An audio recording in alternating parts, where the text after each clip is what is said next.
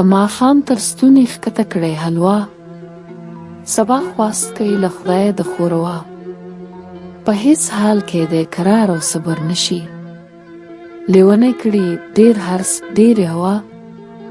تمام عمر تر آشنا تر عزیز پورې، یوې ګیډې مخ تورن کړی هم رسوا.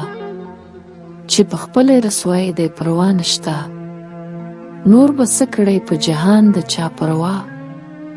چې د نفس لپاره لاس و چاته نیسي، دا زحمت له خدای غواړي که دعا. نفس بې شمار عالم پر پیستو کوی ته، خدای دې نه کا نابینا د چا پیشوا. پروا په ناروا کله پوهیږي، و چارپای ته څه روا څه ناروا.